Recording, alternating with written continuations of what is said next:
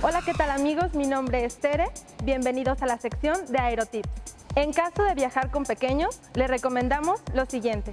Los niños menores de 2 años no necesitan viajar con asiento propio, pero lo ideal es comprarle un asiento al bebé, sobre todo si el vuelo es largo.